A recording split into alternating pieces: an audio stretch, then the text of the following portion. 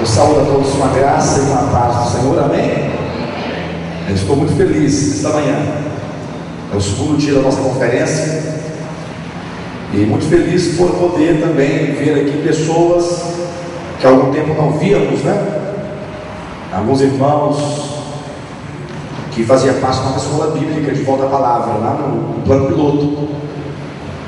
Vamos abrir a Bíblia em 1 Timóteo capítulo 6, versículo 15. Estão dispostos? Essa manhã nós vamos ler muitos versículos da Bíblia, bastante. Mantenham as Bíblias às mãos e abertas, porque nós vamos fazer uma investigação acurada a respeito do tema proposto nesta manhã.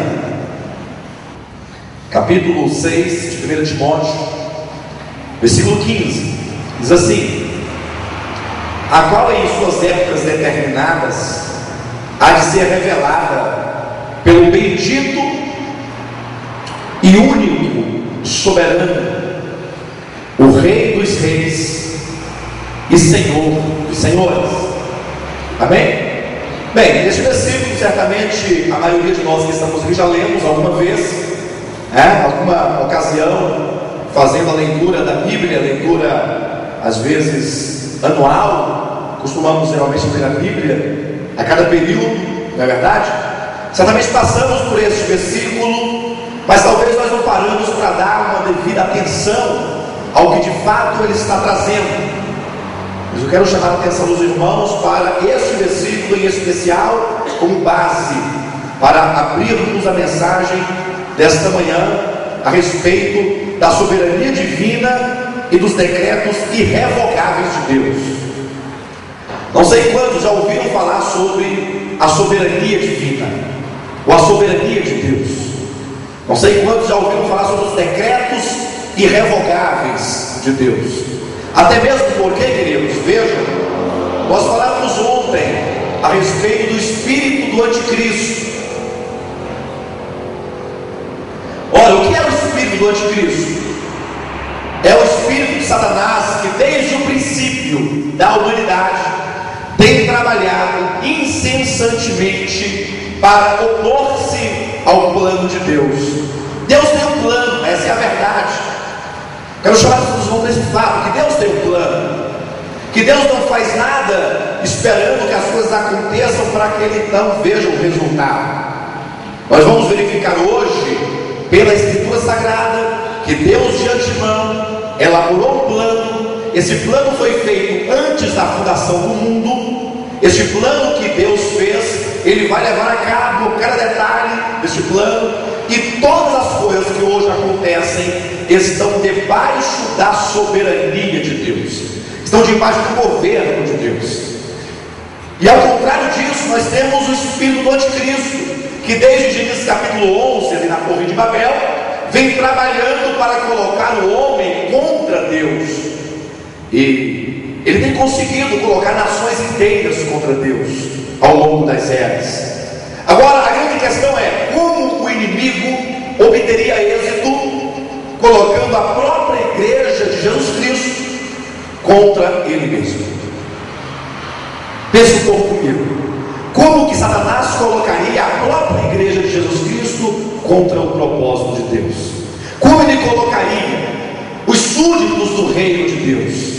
Como ele colocaria os servos, aqueles que um dia se decidiram por Cristo, pela palavra, por Deus, para servi-lo, que abandonaram o mundo, que abandonaram o pecado, que abandonaram tantas coisas? Como Satanás agora enganaria os escolhidos de Deus para que esses trabalhassem contra o propósito de Deus? É aí que nós colocamos que esse espírito do anticristo é o espírito de rebelião de Satanás manifestado no homem. É o espírito de rebelião de Satanás que se manifesta no homem, porque o anticristo, conforme Apocalipse capítulo 13, cristaliza-se no homem.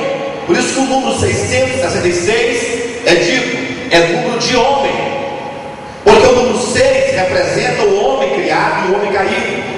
Conforme nós vemos em Gênesis capítulo 2, Deus criou o homem no sexto dia. Por isso o número 6 representa o homem. E como que Satanás tem levado a colocar o homem como sendo o centro de tudo. Ora, o que é o anticristo? O que é a besta? Conforme a maioria de nós bem sabemos disso. Não é a manifestação no final do homem da iniquidade, do filho da perdição, que se opõe a tudo que se chama Deus e é objeto de culto? Não é isso mesmo? O anticristo, no capítulo 13 do Apocalipse, não é o filho da perdição que se opõe a Deus, que se levanta contra Deus e que persegue a todos que adoram o Deus verdadeiro, e que ele próprio se promove como adoração dentro do templo, e aquele que não adorar a imagem da besta do anticristo, desse homem da iniquidade, certamente não pode comprar, nem vender, negociar. Não é isso que diz a Bíblia Sagrada? Então, como entender o agir do espírito do anticristo ao longo das eras? João falou na sua primeira epístola, capítulo 4, versículo 3. Olha, o espírito do anticristo vem e já está efetivamente agindo no nosso meio. Então a Bíblia fala que o espírito do anticristo vem, mas que enquanto ele não vem de forma manifestada, de forma clara, de forma tangível, de forma identificável, ele já está agindo no silêncio entre as pessoas. 1 João capítulo 4, versículo 3 diz: ora, nós sabemos que o espírito do anticristo vem. Esse vem, está falando do futuro, e já está agindo no meio do povo. Ele virá no tempo, no futuro muito próximo, de forma tangível, palpável. Ele vai se materializar em um homem, em um príncipe, certamente, de Roma. Todavia, o seu espírito já age desde a torre de Babel, capítulo 11. Então, se esse espírito do anticristo, ele promove o homem como centro, a prova do que eu estou falando, de que o espírito do anticristo promove o homem como centro, é o fato de o anticristo ser aquele que se levanta contra Deus, que se opõe a Deus e que exige adoração a si próprio. O anticristo, na verdade, é a consumação, de todo esse agir do maligno ao longo das eras. O espírito do anticristo, todavia, hoje está trabalhando no meio do povo de Deus para colocá-lo contra o próprio Deus. Olha, entenda. Olha, se o espírito do anticristo promove a adoração do eu, se o espírito do anticristo coloca o eu, o homem, como centro de tudo, de todas as coisas, então certamente a maneira de ele enganar o povo de Deus, aqueles que um dia decidiram servir a Deus, é trazendo um evangelho deturpado. O espírito do anticristo retirou o evangelho que fala assim: nós pregamos a Cristo e Cristo crucificado. Só que essa mensagem é loucura.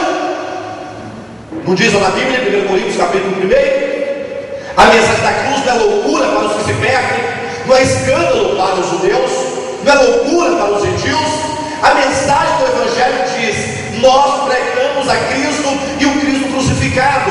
Como diz aquele cântico: sim, eu amo a mensagem da cruz, até morrer eu a vou proclamar. Levarei eu também minha cruz, até por uma coroa eu trocar. Aí tem uma estrofe que diz o seguinte: eu aqui com Jesus, a vergonha da cruz, quero sempre levar e sofrer. Quem conhece esse cântico?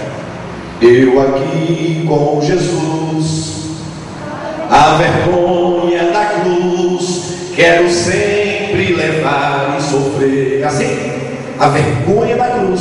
Só que esse evangelho foi tirado. Eu não sei se vocês perceberam isso. Se não perceberam, precisam perceber. Porque o evangelho que é pregado hoje não tem vergonha alguma.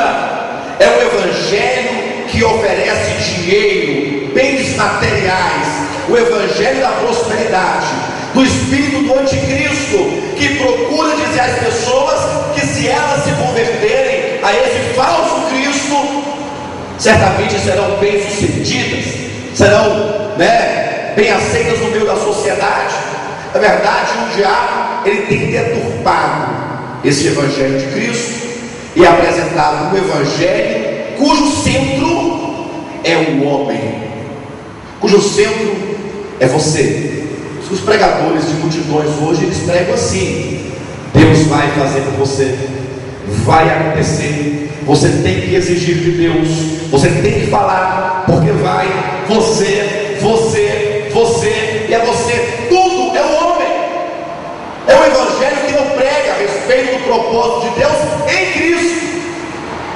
Um Cristo que diz: se alguém quiser vir após mim, negue a si mesmo, tome a sua cruz e siga-me. O Evangelho que diz, como está no Evangelho de João, não é? Que o mundo não nos ama, e aqueles certamente que estão com Cristo serão perseguidos, como ele também foi. O Evangelho de Jesus Cristo, que afirma que este mundo jaz no maligno e que não pode haver associação entre aqueles que servem a Deus e aqueles que não servem. Mas não, nós vemos hoje um Evangelho que consegue amalgamar igreja evangélica com o mundo, uma igreja que se prostra diante de Mamon. Este é o espírito do anticristo, que está trabalhando para a grande consumação com o aparecimento real e material do anticristo. O Espírito está agindo ao longo das eras, acostumando as pessoas a tirarem Deus do centro e colocarem a si mesmo, para que quando o anticristo se manifestar, não tenhamos nenhuma dificuldade de se dobrar diante dele.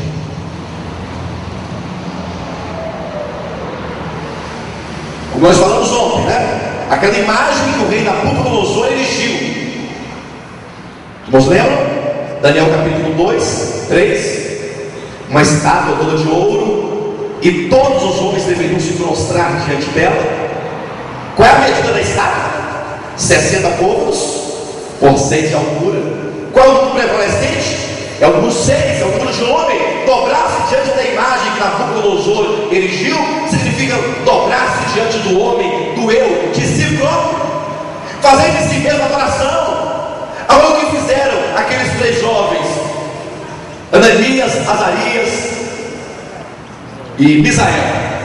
O que eles fizeram? Nós temos um Deus do céu.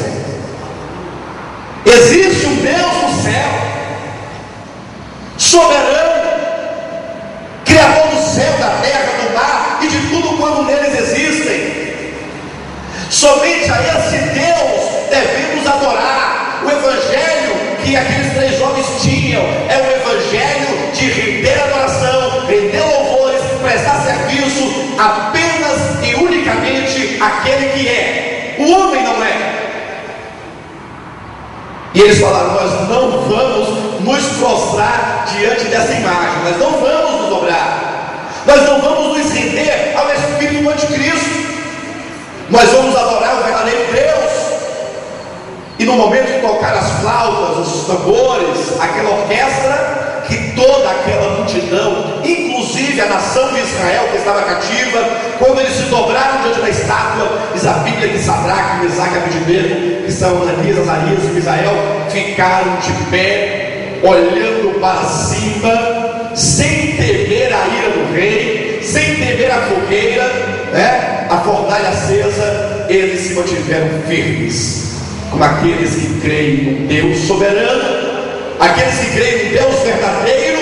E esse é o grande desafio desse ministério: é manter-se firme, sem se dobrar diante da imagem, numa época em que o antropocentrismo, o espírito do anticristo, o homem como centro, o evangelho da prosperidade está tão forte.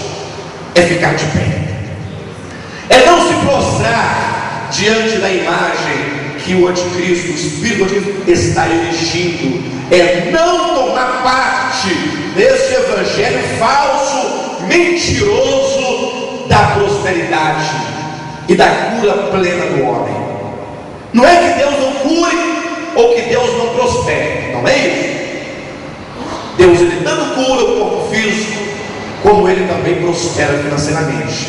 Mas esse não é o ideal, essa não é a base, esse não é o alvo. A igreja, ela prossegue contemplando o alvo, que é Cristo. Ela conquistas dessa terra. Agora, como diz o Evangelho, buscai, pois, em primeiro lugar o reino de Deus. O que é em primeiro lugar? É ter a primazia ao reino de Deus e a sua justiça. Coloque em primeiro plano, coloque em primeiro lugar aquilo que diz respeito ao reino, aquilo que diz respeito à palavra de Deus, à vontade eterna de Deus. Mas bispo, e as demais coisas serão acrescentadas. São consequências. É por isso que há um desvio muito grande hoje em dia. O texto de Marcos 16, 15 em diante fala: estes sinais hão de acompanhar os que creem. Na verdade, não são os que creem que seguem os sinais, mas os sinais são consequências. Não cabe a mim nem a você tentar promover sinais miraculosos. E aqueles que estão atrás de verem sinais e maravilhas estão, na verdade, uma presa fácil para o anticristo, que fará descer fogo no céu, inclusive. O espírito maligno também faz sinais e maravilhas. Inclusive o próprio Deus diz na sua palavra que é Deus que envia o espírito do erro, para que o homem que não ama a verdade dê crédito à mentira. Não se escandalize, é um texto da Bíblia. A gente vai ler daqui a pouco toda a introdução, tentando entrar na soberania de Deus. Amém? As multidões hoje em dia, elas não perguntam se este ou aquele grupo, pregador ou mensagem está de acordo com a palavra. Eles querem sinais. Se tivesse anunciado na televisão que nesta manhã, neste lugar, estaria aqui um homem de Deus que faria nascer dente de ouro na boca das pessoas, que faria o gordo emagrecer, que faria o magro engordar, que faria o aleijado andar, que estaria abençoando, dando a unção do emprego, a unção da noiva, a unção da prosperidade, a unção do possuir, a unção do enricar, a unção do paletó, a unção do riso, a unção, tudo que não diz respeito a Deus. Aqui não caberia de pessoas. Não caberia. Nós já teríamos quantos lojas do Sesc aqui, ó. Porque o povo vem atrás de quê? Ah, meus queridos, o próprio Jesus estava certa vez com uma multidão de gente. A multidão queria pão. Está lá em João capítulo 6, não estou inventando. Queria pão, Jesus Cristo deu pão para a multidão à tarde. Aí na manhã seguinte eles voltaram para o café da manhã. Ah, Jesus Cristo olhou para a multidão, viu o coração e falou assim: olha, vocês me procuram por causa do pão que perece. Procurai antes, buscai antes o pão da vida. Esse pão que desceu do céu, que dá vida eterna. Esse pão eterno, essa palavra eterna, o Espírito que dá vida. A Bíblia diz que a multidão abandonou a Cristo e já não andava mais com Ele. Ficaram apenas 12. Dos olha para os 12 e fala assim: vocês também não querem voltar? Ou seja, o ministério de Deus não visa pessoas como material financeiro.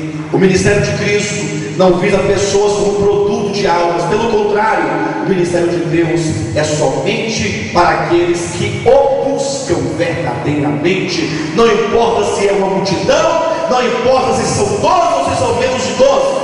É por isso que o capítulo 6 encerra-se dizendo: não nos escolhi eu em número de 12? Sim.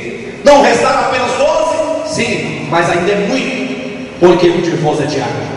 Ou seja, dos 12 que ficaram, do número tão pequeno que ficou em relação à multidão, ainda assim era muito, ainda um iria sair, só 12 iria permanecer. Esses sinais hão de acompanhar os que creem. Nós cremos, e à medida que a igreja atende o ide do mestre, ele diz: ide por todo o mundo e pregai. Quando a igreja for pregar, através dos seus homens bons, dos seus apóstolos, dos seus evangelistas, os sinais acompanharão. Ide, o apóstolo vai, ou o evangelista vai, e os sinais acompanham, vão atrás. E na verdade, quem realiza esses sinais não é nem o homem bom, não é o apóstolo, não é o evangelista, é o próprio Senhor, que dos céus confirma a palavra que eles pregam por meio de sinais. É Ele, cabe a Ele fazer ou não os sinais, cabe a nós o pregar o Evangelho de Cristo. É dar a centralidade a Deus, não ao homem. É dar a centralidade a Cristo, não aos sinais. É dar a centralidade à vontade de Deus, não à questão financeira. Eu nunca vi uma coisa mais horrível. Você quer criar uma discussão com um cristão, qualquer que seja, principalmente com pastores, com líderes, é falar para eles que a maneira como eles apresentam o dízimo nas igrejas é antiquada, que eles estão cobrando o dízimo da lei, que esses gafanhotos que ameaçam mandar para a casa do povo é uma maldição, prescrita na lei de Moisés, que foi abolida. Está lá no livro de Gálatas capítulo 3, Cristo vos resgatou da maldição da lei, tornando-se Ele próprio maldição em nosso lugar. Todas as maldições prescritas da lei: maldito serás na cidade, maldito serás no campo, maldito serás, se você não guardar a lei, vai ser maldito, maldito, maldito. Todas essas maldições Cristo levou sobre si, tornando-se Ele próprio maldição em nosso lugar. Gálatas 3:10. Aí vem os líderes religiosos e começam a devolver aos filhos de Deus que estão na nova aliança todas as maldições prescritas na lei. Mas se você perguntar pelo sábado, eles falam: foi abolido. Se perguntar pela circuncisão, foi abolido. Se perguntar pelas festas, foram abolidas. E o dízimo? Não, esse não. Esse não. Afinal, o nosso Deus é mamon. Você tem que dar para receber. É uma barganha. As igrejas hoje em dia são mais centros de empresários, de pessoas que estão atrás de resolverem suas vidas financeiras. Sadraque, Mesaque e Abednego disseram não a todas essas coisas. Lógico, cada um dentro de um contexto. Naquela época, o desafio deles era não se dobrar diante da imagem física. No nosso contexto, o desafio é não dobrar-se diante dessas mensagens que sutilmente estão atingindo o povo de Deus. Não dobrar-se diante da imagem, não atentar, não obedecer, pelo contrário, nos levantar contra esta mensagem como testemunho a Deus, é pregar o Cristo soberano. O que significa quando a Bíblia diz: a qual em suas épocas determinadas há de ser revelada pelo bendito e eterno. Diga: bendito e eterno. Ele é bendito e eterno. Diga assim: único, soberano, Rei dos reis e Senhor dos senhores. Pergunta para o seu irmão: você sabe o que significa único? Sabe o que é único? Ele é o único soberano. Não existe mais nenhum ser em todo o universo que seja soberano. A igreja tinha que cantar esse canto inicial diferente. Às vezes os irmãos veem, eu estou ali tocando, não estou cantando, porque na verdade eu estou poupando a voz, para poder pregar. Porque na maioria eu gosto de cantar, eu gosto mesmo de cantar, mas não significa que você deve ficar calado. O pastor não canta, eu também não canto, não é isso. Eu não canto para poupar a voz, para poder falar, porque por mim eu cantaria, eu falaria, fazia tudo que fosse possível, mas nós somos terrenos, nós não somos soberanos, e por isso temos que poupar. Mas imagina só a igreja de Deus, ao invés de estar com jogos de luzes, com pagode, ao invés de estar com funk, ao invés de estar com tanta coisa que satisfaz a carne, não adianta. Toda a igreja cantando: nosso Deus é soberano, Ele reina. Nosso Deus é soberano. Esta é a mensagem do nosso século. Esta é a mensagem dos nossos dias. O nosso Deus é o único soberano, e não há nenhum outro ser na terra, no céu, nem debaixo da terra, nem debaixo das águas, em qualquer ponto desse universo, que possa estar ao lado dele na qualidade de soberano. É verdade que a própria Bíblia diz que há muitos deuses, deuses de pau, de pedra, de tijolo, de ouro, de cimento, de gesso, mas são deuses que por natureza não são. Não é Deus. Só existe um Deus verdadeiro, único. E é esse Deus a que nós servimos. E foi a esse Deus que Sadraque, Mesaque e Abednego ficaram em pé, resistindo à imagem do anticristo, ali representado pela imagem da Nabucodonosor. É esse Deus que eles serviam. Era esse Deus a que eles reverenciavam, adoravam, e não se prostraram. A Bíblia diz que Deus é o único soberano.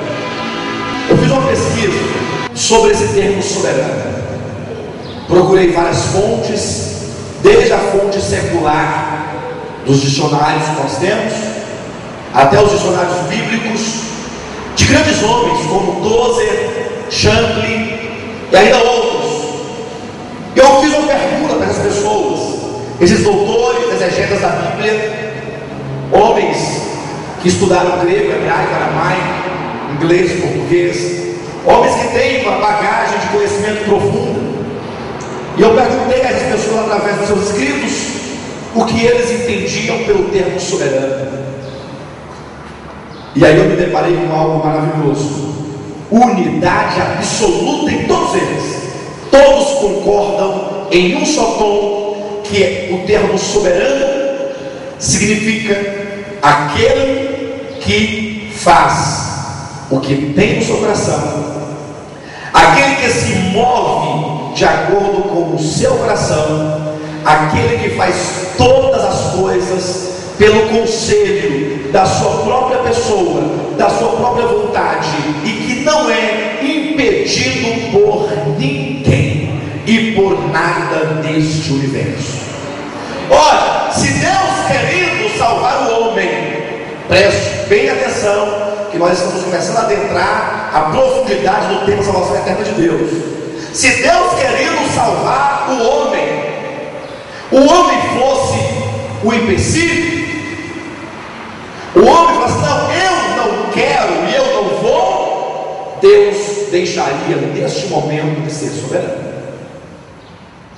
Por quê? Porque Ele deseja realizar algo, só que Ele não pode plenamente. Ele deseja, mas existe uma outra vontade que é superior a dele, que bloqueia os intentos dele. Ele não seria soberano. Inclusive Tozer levantou uma questão e um exemplo sobre soberania. Ele falou assim: o que é ser soberano? Ele responde: é ser livre e desimpedido. Aí ele pergunta: olha, mas o que é ser livre? Aí ele fala assim: talvez você poderia descrever o ser livre como uma águia voando nos céus, na altitude, sem nenhum impedimento, voando livremente. Você diria que isso é ser livre? Aí eu acho que sim, está voando nos céus, nas alturas. Aí ele fala: agora ela está voando, mas ela está limitada pelas leis naturais, tanto da sua própria existência como das leis do universo. Por exemplo, a águia, ela respira, ela tem coração que pulsa, que leva o sangue para todo o seu corpo. Se de repente o seu coração para, ela morre. Não é isso? Então não é livre. Então ela não é soberana, porque existem outras leis que limitam o livre mover-se dela. Se de repente uma asa dela quebra, ela desce, porque ela não é soberana. Ela parece a princípio que ela tem total liberdade de fazer o que ela quer, só que ela está cercada por leis que a impedem de fazer o Ou seja, ela só fará aquilo que as leis que estão em torno dela permitirem. Então ela não é livre. O que significa isso? Que o nosso Deus é soberano, porque Ele é livre para fazer o que Ele quer, como Ele quer, da maneira que Ele quer, na hora que Ele quer. E não existe nenhuma lei, nenhuma força, não existe nenhum elemento natural ou espiritual, nem no céu, nem na terra, que o impeça de cumprir com os seus objetivos. Esse é o ponto. E a partir de então eu quero apresentar para vocês, eu quero provar pela Escritura Sagrada. Não vou provar por filosofia, nem por sociologia, nem por história. Quero apresentar a Bíblia Sagrada como prova cabal que Deus é soberano.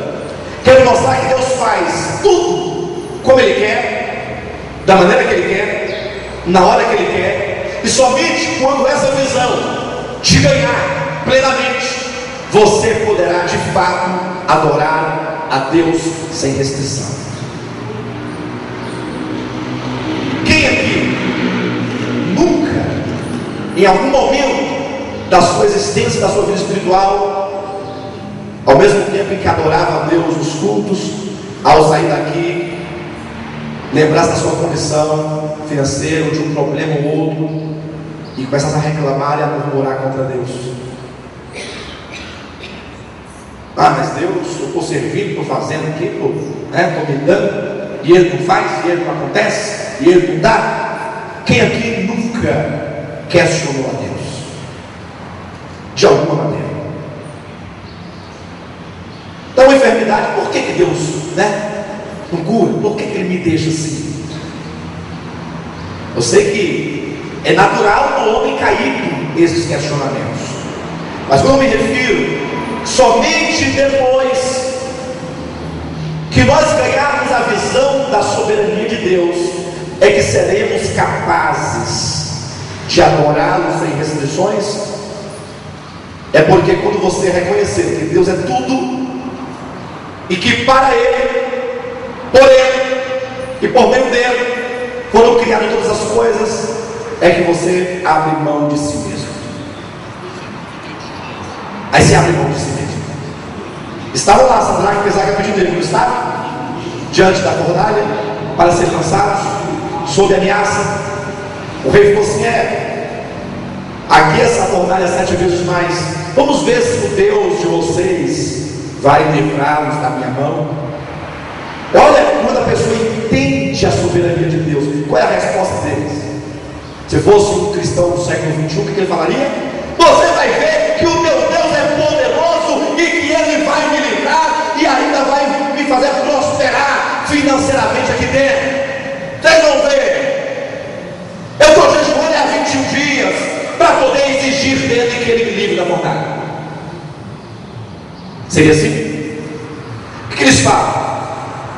Ora, rei, se o nosso Deus quiser nos livrar, não está na minha vontade, não está na minha bondade, não está na minha fidelidade, não está no meu serviço, está na soberania dele. Se Ele quiser me livrar, Ele vai livrar. Se Ele não quiser me livrar, Ele não vai livrar. Não importa se Ele livra, se Ele não livra, o que interessa é que nós servimos a Deus e não abrimos mão de adorá-lo somente.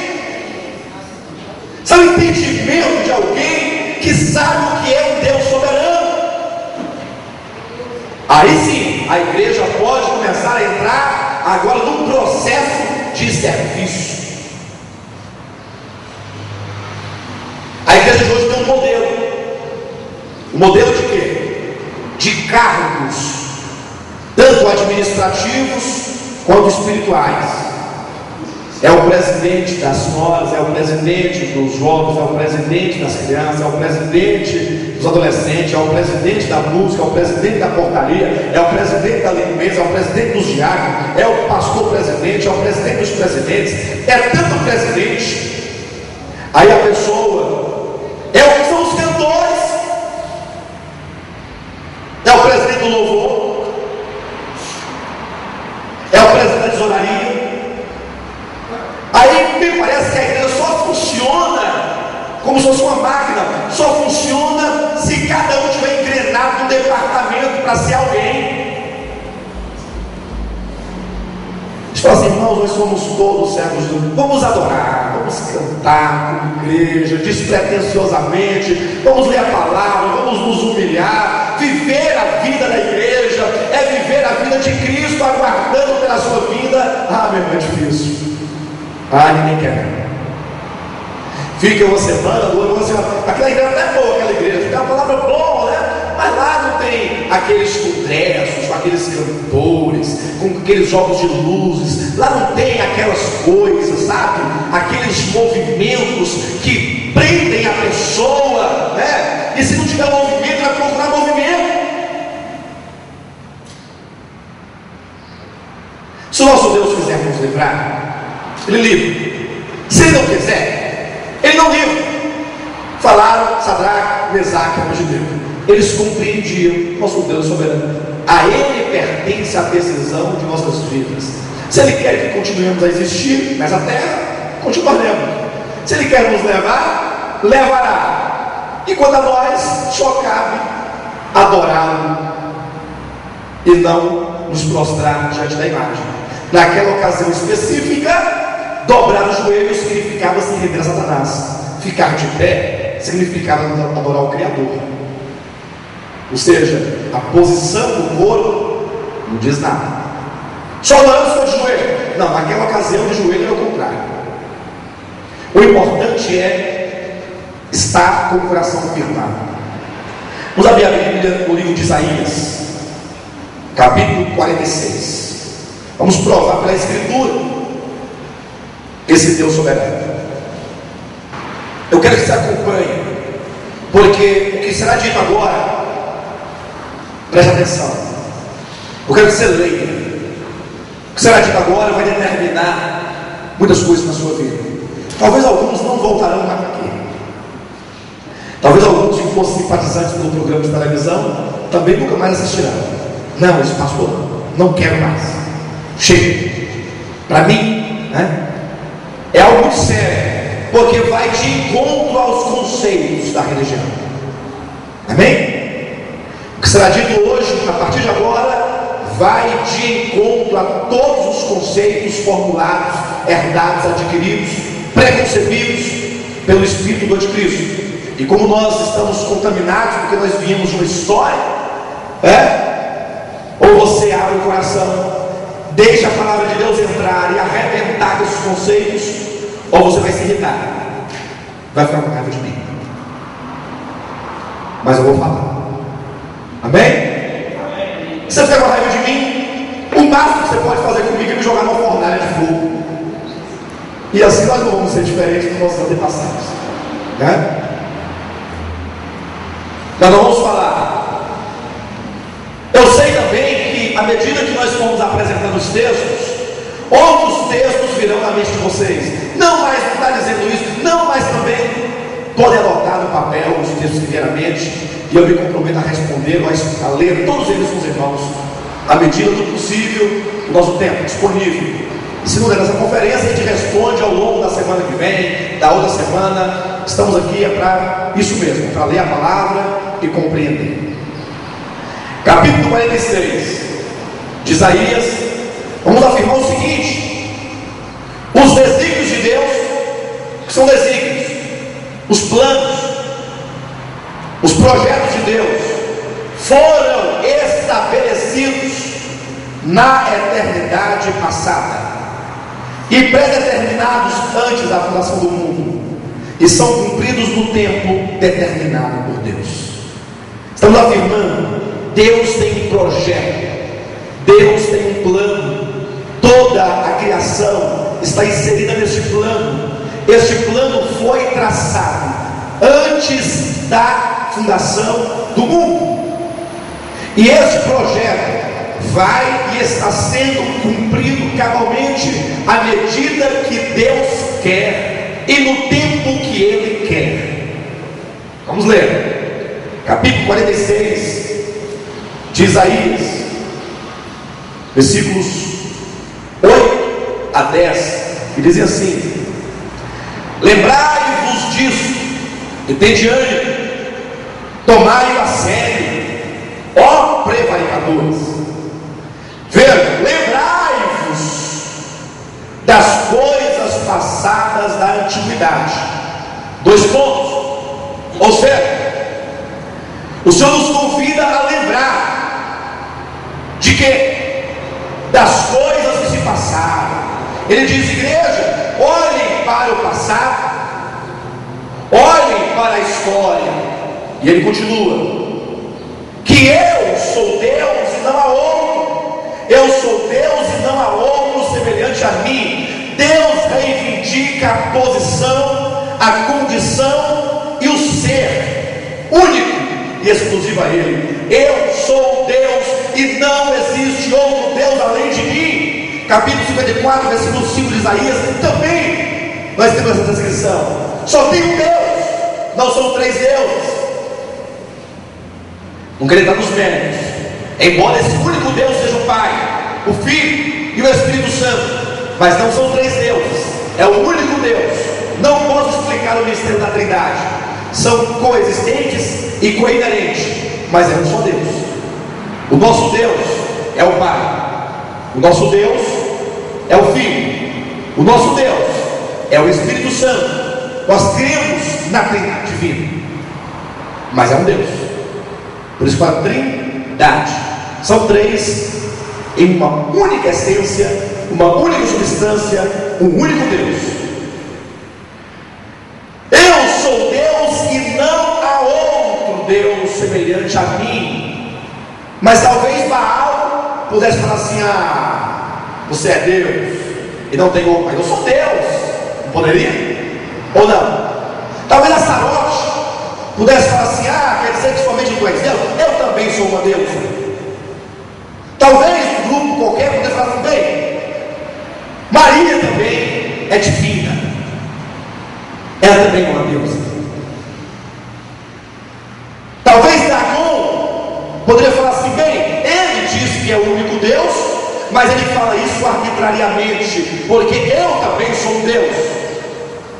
E aí viraria uma confusão na cabeça da gente, né? Afinal de contas, quem é Deus verdadeiro? É o Yahvé ou é Dagon?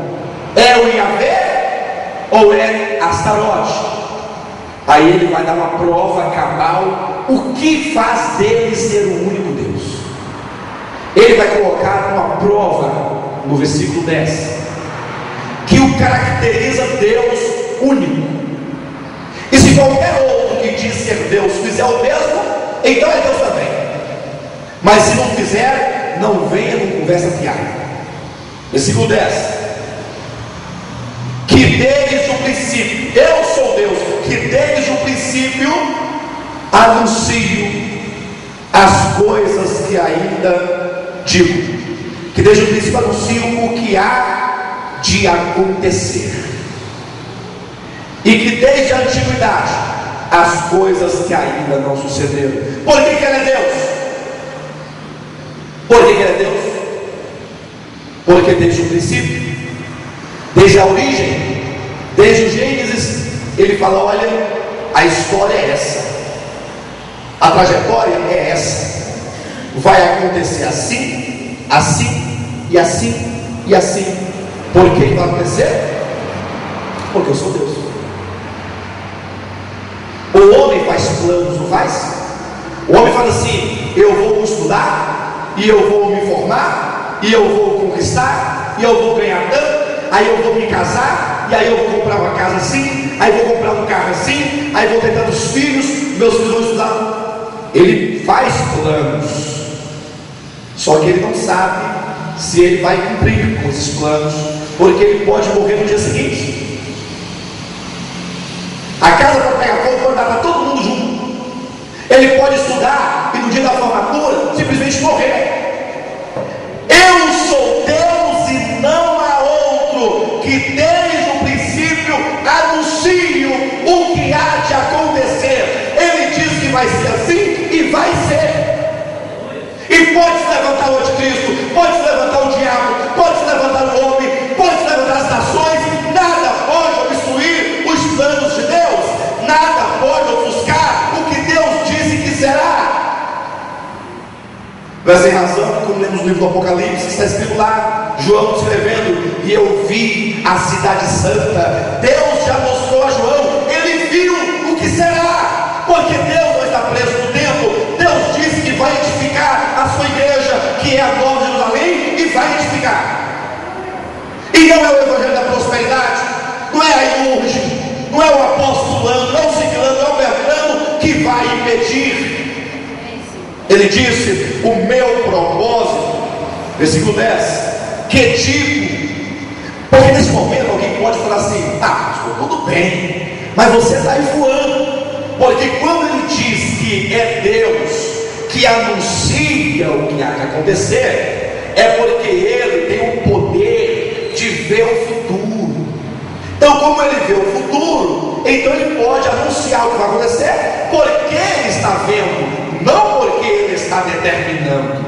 Não poderia ser o caso, mas basta continuar lendo para ver se é isso mesmo. Versículo 10: que desde o princípio anuncia o que há de acontecer, e desde a antiguidade as coisas que ainda não sucederam, que digo: o meu conselho, o meu plano, o meu propósito, o meu desígnio permanecerá de pé. Nada vai derrubar o meu desígnio, nada vai derrubar o meu propósito. Eu tenho um conselho, eu tenho uma vontade, e ele permanecerá de pé. Farei toda a minha vontade. Diga amém. Deus fará toda a sua vontade. Não adianta querer espremer a Deus, não, ou exigir dele alguma coisa. Deus tem uma vontade absoluta e ele fará. Mas temos que ser servos de Deus, adorá-lo, temos que nos prostrar diante dele, porque ele é soberano. E aí aqui eu tenho uma série de textos, onde prova o que está escrito. Ele diz que as coisas acontecerão do jeito que ele quer. Aí tem aqui uma série de textos, não tenho como ler todos eles, porque se eu for ler cada versículo desse e passar 15 minutos explicando cada um, a gente não sai daqui hoje nem amanhã, mas depois eu posso passar para vocês os textos que mostram como que ao longo dos tempos as coisas de Deus foram sendo cumpridas, cabalmente foram acontecendo, ele determinando as coisas de fato ocorrendo.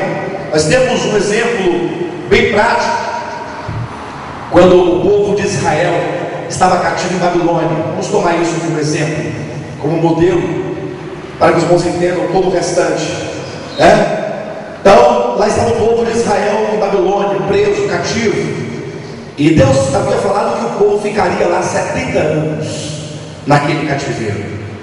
Foi aí que passava esse tempo, os 70 anos, que Deus havia dito que o povo ficaria lá.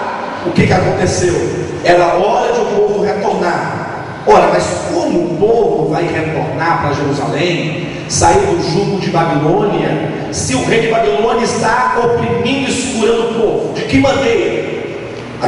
Pensem que o rei Nabucodonosor, naquele tempo, ou os seus sucessores, era como se fosse o Bush de hoje, só que com maior força, maior poder e maior domínio. Hoje o Bush é um frango diante do que eram os reis daquele tempo. Os reis daquele tempo governavam mesmo. Esse negócio de Bush falar e o partido da esquerda ficar debatendo com ele, mas eu vou falar assim, dentro do plano terreno. Como agora tirar o povo de Israel lá de dentro? Babilônia não vai deixar o povo simplesmente sair. O que Deus fez? Deus tem que tirar o povo. O rei fala: não vai sair, são meus escravos, são meus servos. Deus fala: vai sair, não vai sair, vai sair, não vai sair. Afinal, quem é soberano? É Deus ou é Babilônia? Quem é que pode? Quem tem poder? Bem, já que você acha que não vai sair, eu vou levantar Ciro. Aí Deus levanta Ciro no livro de Isaías, capítulo 45, 100 anos antes de Ciro nascer. Já estava profetizado que Deus o faria nascer. 100 anos antes, de acontecer o episódio que eu estou narrando aqui. Deus havia usado o profeta: olha, o povo vai no cativeiro, e eu vou levantar alguém para libertá-lo, e eu profetizo até o nome dele, será chamado Ciro, vai ser rei da Pérsia. E no tempo determinado, o rei da Pérsia, Ciro, juntamente com o rei da Pérsia, vão invadir Babilônia, e vão entrar em Babilônia, e vai tirar tudo de Babilônia, e vai vencer Babilônia, e vai mandar meu povo voltar para a terra deles. É Deus agindo por meio de circunstâncias. Deus age por meio do rei, por meio das autoridades, por meio de quem Ele quer. Deus levanta os homens para o seu propósito. Ah, mas o Lula não é do propósito de Deus. Se Deus quiser usar, Ele usa. Se Deus não usar, é porque Deus não quer. Está lá o neto de Nabucodonosor, numa noite, deu uma coisa na cabeça dele, soberanamente, né? É o agir soberano de Deus. Ele falou assim: ó, agora eu quero uma festa aqui no salão oficial. Traga as concubinas, vamos nos prostituir aqui dentro, vamos beber, vamos farrar. Traga os cantores, traga os oficiais, e não se esqueçam de trazer os objetos de adoração dos judeus que foram trazidos de Jerusalém. Vamos profaná-los aqui dentro. Muito grande, né? Aí estava lá, irmãos, bebendo, capítulo 5 de Daniel, naquela farra deles, na orgia. Aí Deus começa a agir. Enquanto eles estavam dentro do salão desapercebidos, Ciro já estava entrando. Ele fez um canal pelo rio Eufrates. Entra, meu servo Ciro, vai pegar agora todo mundo desapercebido. É a minha soberania, é eu que estou no controle da história, eu estou no controle dos reis, porque o meu povo tem que sair de lá, tem que ir para Jerusalém. Então eu vou te usar como canal, como instrumento. Pode entrar. Enquanto Ciro entrava pelo canal aberto do rio Eufrates para invadir Jerusalém, Babilônia, entrando por debaixo dos muros de Babilônia, o rio passava e eles entraram, mergulharam para sair do outro lado. Enquanto eles faziam essa entrada, essa trajetória, dentro do salão real da orgia, apareceu uma mão escrevendo na parede. Olha o Deus soberano agindo aí. Tekel, Mené, Parsim. A Bíblia diz que aquilo impressionou tanto o rei que agora não sabia o que fazer mais. Não entendia a escritura, sabia que algo sobrenatural acontecia. A Bíblia diz que ele ficou tão nervoso, tão, naquele momento tão desarmado. Aquele grande homem tão poderoso agora virou uma criança diante da aparição daquela mão. E a Bíblia diz que os joelhos dele batiam um contra o outro, e ele se tremia igual uma vara verde, de medo diante do Deus soberano. E a Bíblia diz que até mesmo todo o seu corpo se relaxou. As tiras do corpo que prende o seu corpo, da substância do seu corpo, no caso do rei, afrouxaram. E olha, quando as tiras dos membros do corpo se frouxa, o indivíduo ele faz tanto xixi quanto o cocô sem querer, porque desce direto.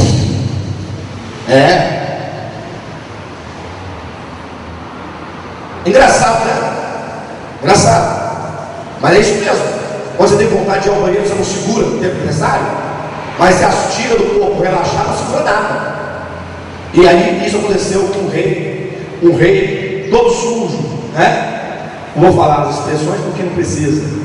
Tremendo diante da mão. Chama Daniel urgente para falar o que está acontecendo, o que significa essa escrita na parede. Daniel veio, olhou e falou assim: é rei, o negócio está complicado do seu lado, você está numa situação difícil. Mas conta logo o que está acontecendo, o que significa isso aí? É o Deus soberano dizendo que o teu rei não foi julgado. Deus julgou o teu rei, você foi pesado na balança, e tem mais, você foi achado em falta. E aí o que vai acontecer?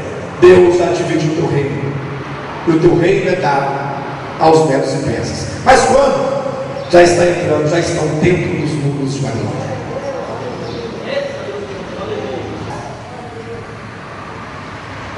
Como diz Mateus capítulo 24, versículo 35: nenhuma de suas palavras cairá por terra.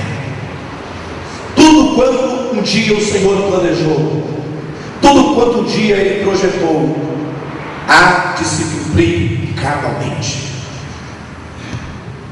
Ninguém pode mudar os planos de Deus, ninguém pode desviar os propósitos de Deus. Talvez alguém diga assim: mas esse Deus soberano, Ele já fez um projeto? Sim, Ele já fez. Já está definido? Sim, já está definido. Antes da fundação do mundo? Sim, que desde o princípio anuncio o que há de acontecer. Que digo: o meu conselho permanecerá de pé, farei toda a minha vontade. Mas a pergunta é: baseado em quê? Será que ele olhou, falou assim: aquele povo vai ser meu porque é um povo bonzinho, aquele outro não vai porque é um povo mau, eu vou por aqui porque por ali está chovendo, eu vou por ali porque do outro lado de lá tem um rio? Será que baseado em que Deus projetou o seu plano eterno? Baseado em quê? Será que ele depende de circunstâncias? Quando Deus elaborou o seu plano, será que ele teve o conselho dos homens? Sabe qual é o grande mal, irmãos, dos dias de hoje? É que nós vemos a Deus de uma maneira, nós vemos o mundo de uma maneira e queremos promover um Deus antropomórfico. O que é um Deus antropomórfico? É um Deus em forma de homem. Ou seja, eu penso assim, então Deus também tem que pensar assim.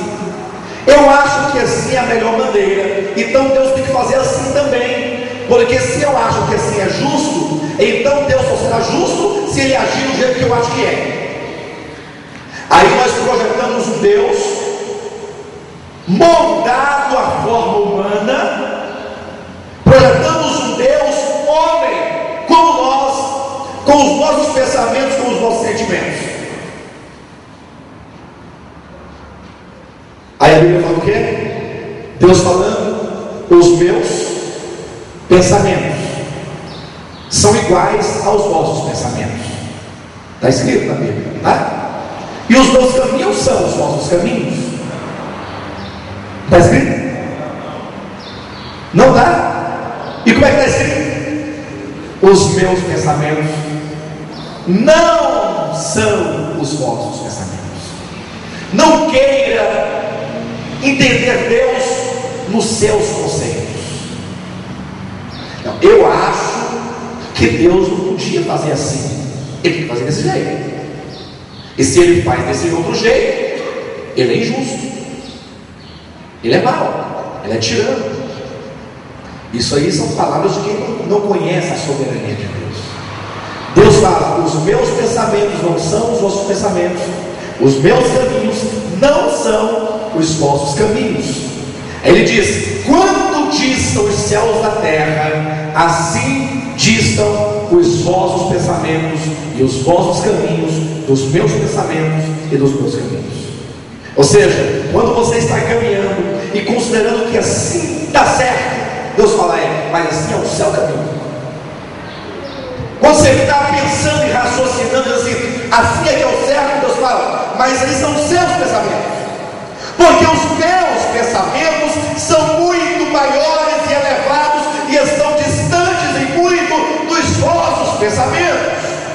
Ora, se o pensamento de Deus é um, o nosso é outro. Se os caminhos de Deus é um, o nosso é outro. E se estão tão distantes e por isso são tão diferentes, então como entender os pensamentos e os caminhos de Deus? Abrindo mão do seu pensamento, abrindo mão dos seus caminhos e se voltando para a revelação da mente de Deus. A Bíblia é a revelação do que Deus pensa, e a Bíblia fala o caminho de Deus. Sim ou não? Querem ver uma coisa? Eu já retomo onde eu parei. Nós somos assim, porque o tema é salvação, né? Então quando se fala de salvação, a gente fala: não, se o fulano fizer isso, não vai ser salvo, não é? Amados, hoje em dia melhorou muito, Mas quando eu era criança, era pregado pelo pastor presidente da obra, homem sério, homem líder de milhares e milhares de cristãos, e eu ouvi ele pregar e dizia: olha, se a mulher cortar o cabelo, vai para o inferno.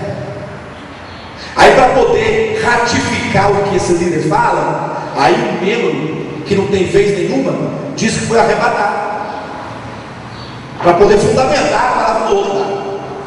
Aí chegando lá no céu, viu uma gaveta, e o cabelo que as irmãs cortavam está tudo dentro da gaveta guardado, ó, pro dia do juízo. Ah, tá aqui o seu cabelo. Pensava que ia me enganar. Aí disse que voltou para a terra para dar um testemunho do que aquilo que nós falamos é verdade, que os cabelos estão tudo lá guardadinho, viu?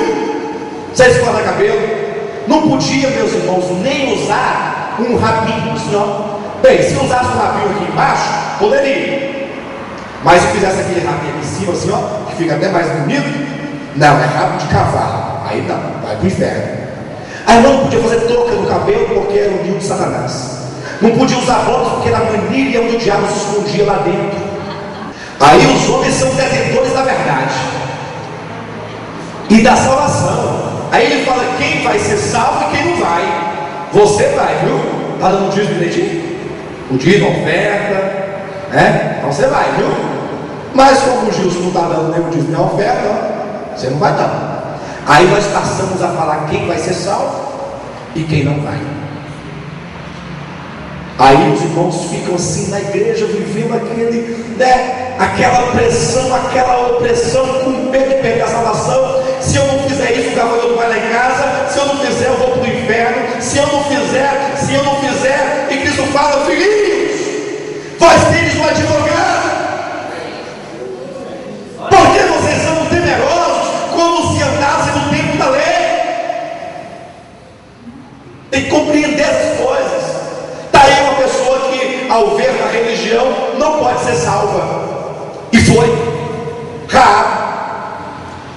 A mulher passou a vida inteira prostituindo. Quantas famílias e doenças venéreas ela não passou para as pessoas? Famílias destruídas por causa do adultério, da prostituição, doenças para as pessoas. Uma mulher que tinha sua casa em cima do muro, dos muros de Jericó, prostituta profissional, mulher bonita, mulher que ganhava os homens com as garras da sedução, enganando, ganhando dinheiro. Vai para o céu, obedece? Aí vai, bem, se arrepender, vai. Se não, minha filha, não tem jeito, vai para o inferno. Tudo bem, nós somos os donos, né, da salvação. Falamos assim.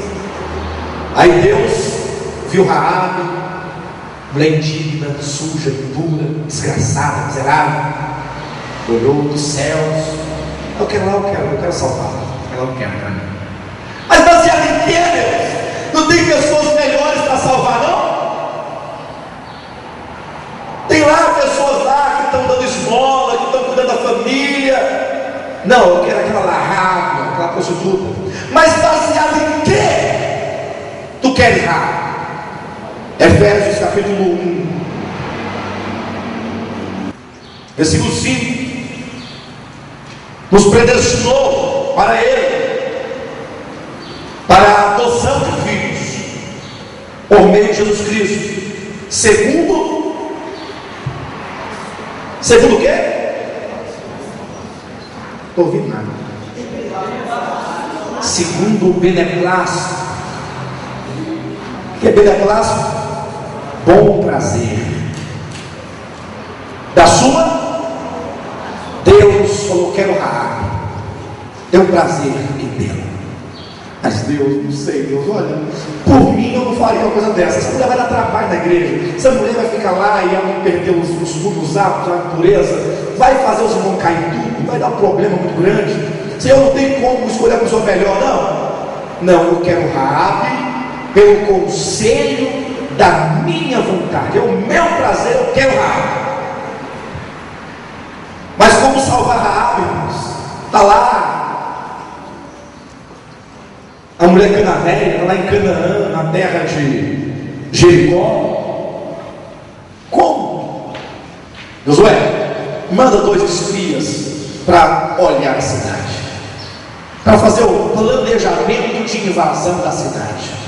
Nós vamos ler atentamente o registro de Josué, capítulo 2 em diante. Quando os espias voltam com o relatório, todo o planejamento de invasão já estava feito. Josué não pede o relatório, Josué não lê o relatório. Josué fala assim: bora, nós estamos invadindo. Mas eu quero que o relatório, não, vamos embora, tudo planejado, está tudo feito. Por que então, seu Josué, você manda a gente para lá? Eu não mandei, não, foi Deus que mandou você para lá. Porque ao entrar na cidade, vocês seriam vistos soberanamente, perseguidos, e vocês entrariam na primeira porta que vocês vissem na frente. Eles iam quando assim, ia correndo, dos soldados do rei. Raabe pega os bois, vem para cá, para dentro da minha casa. Mas Senhor, dentro da casa da prostituta, Senhor, essa mulher desse jeito, Senhor, nós 2 espias, longe das esposas, longe de casa, longe de todo mundo. Raabe, com os olhos cheios d'água, falou assim para os 2 espias: olha, eu ouvi falar do Deus de vocês. Não conheço esse Deus, mas eu ouvi que muitos turistas entraram aqui e contaram que vocês estão vindo do Egito, e vocês têm um Deus poderoso que derramou pragas no Egito, abriu o mar vermelho, matou o faraó no rio, deu pão no deserto, água da rocha, e que destruiu 7 cidades antes de chegar até aqui. Olha, eu não sei qual é o nome desse Deus, eu não o conheço. Eu sei de uma coisa: Ele é mais poderoso que todos os deuses que eu já ouvi falar, e eu quero segui-lo, eu quero servi-lo. Pensem nisso. E enquanto ela falava essas coisas, bateram a porta, e ela escondeu os espias, e abriu a porta. Eram os soldados do rei. Onde estão os homens que entraram em tua casa? Era uma prostituta. Veja como Deus é tão soberano, porque se era numa outra casa qualquer, era suspeita. Mas 2 homens entrando na casa de uma prostituta é muito normal, muito comum. Não, os homens que chegam na cidade, tem uma casa de prostituição, eles entram lá dentro, qual é o problema? Você vê que os caminhos de Deus não são nossos caminhos. Porque se nós, como líderes, pastores, fôssemos fazer um planejamento para pregar o evangelho numa cidade, nunca mandaria alguém se abrigar em casa de prostituição. Você mandaria? É por isso que os pensamentos de Deus não são os nossos. Os caminhos dele não são os nossos também. É a mulher que passou a vida prostituindo. E se tem uma coisa que a prostituta sabe fazer com eficácia, é o quê? Mentir. É tudo que ela sabe fazer. Ela finge em todos os sentidos. Então agora ela falou que para eles é verdade. De fato, vieram os 2 homens aqui, ficou comigo, na noite passada. Só que já foram embora. Olha, sai a caminho de 3 dias. Se você for rápido, vocês pegam por ali. Se vocês forem rápidos, vocês não pegam no caminho. E os homens foram atrás. Ela mentiu. Deus mente. Deus gosta de mentira. Aprova mentira. E nesse caso, como é que faz? Aí Raabe fala assim: olha, da mesma maneira como eu guardei vocês e livrei a pele de vocês da morte, quando vierem destruir Jericó, preservem a minha casa, minha família. Se todos morrerem aqui em Jericó, deixa eu ser preservado. Eu quero morar no meio desse povo santo, escolhido. Os espíritos não, tudo bem, está feito. Então, quando nós chegarmos aqui, você deverá colocar um cordão vermelho pendurado na janela. Se você não colocar esse cordão, sua casa vai ser destruída e vocês vão morrer. Mas se tiver um cordão vermelho sinalizando aqui à frente da sua casa não cairá e vocês viverão. Raabe falou assim: tá bom, tá feito, pode ir embora. Eles foram embora, e ela imediatamente pegou um cordão bem grande, bem visível. Corre, você tem que ver esse cordão aqui, fora, na janela. Pendurou na janela o cordão. O povo de Israel vem. A casa dela ficava sobre o muro, E agora eles começam a rodear a cidade. Deus falou assim: olha, depois que vocês rodearem a cidade, 7 dias, no último dia, por 7 vezes, os muros da cidade vão cair. Os 2 espias pensavam: mas Senhor, se a maneira de destruir a cidade é destruir os muros, então e a casa de Raabe? Vai cair, vai ser destruída. Eu não sabia como destruiria os muros. Se fosse uma invasão, nós não entraríamos na casa. Mas se tu derrubares os muros, a casa dela será destruída e ela vai morrer soterrada. E nós prometemos a ela que iríamos salvar a sua vida. Calma, espias, eu estou no controle da situação. Eu sou soberano. Tem cordão vermelho? Tem. Deixa comigo. No 7º dia os muros caíram. Pensa em muros de 9 metros de altura por 3 metros de largura ou mais. Caindo, destruído pela mão poderosa de Deus. Todo aquele barulho, aquele terremoto. Não pense que caiu assim, ó. Deus não faz essas coisas. Deus age por meio, do próprio natureza. Deus faz tremer a terra, sacode a terra, o povo fica desesperado, os muros começam a cair, mas a casa de Raabe treme, mas ela, a única faixa do muro que permanece de pé. Por quê? Porque ela era uma mulher santa, porque era uma mulher muito pura, porque dava o dízimo, porque usava saia comprida, porque não rapava, não depilava as pernas. Era isso? Não, porque tem o sinal do sangue de Cristo estampado na sua janela. Quando o Senhor vem julgar para a salvação, perdição, Ele pergunta: tem o sangue de Cristo? Tem o sangue? É a pergunta. Não é? Você é bom? É o sangue de Cristo que garante a salvação. Nenhuma obra do homem pode garantir a salvação. Se bem que eu estou adiantado, já fugi da sinopse, já fugi da programação aqui, não dá para seguir a programação. Mas nós vamos falar isso lendo a Bíblia. É o sangue redentor. Como diz Pedro, nós fomos comprados por alto preço. Fomos comprados pelo sangue precioso de Cristo Jesus. É o Cordeiro que tira o pecado do mundo por intermédio de sua morte na cruz do Calvário. O homem não pode comprar, sustentar, manter, garantir jamais a sua salvação. Graças a Deus, nós louvamos o Senhor pela infinita misericórdia que Ele tem tido para conosco, em abrir os nossos olhos, nosso coração para tão grande verdade.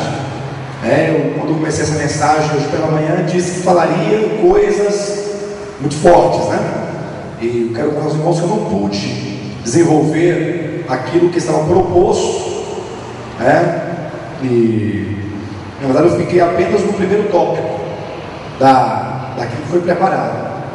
Então eu iria falar essa comprovação bíblica da soberania de Deus. Eu iria discorrer vários tópicos dentro da Escritura, mostrando como Deus trabalha para o cumprimento dos seus propósitos e a maneira como Ele o faz.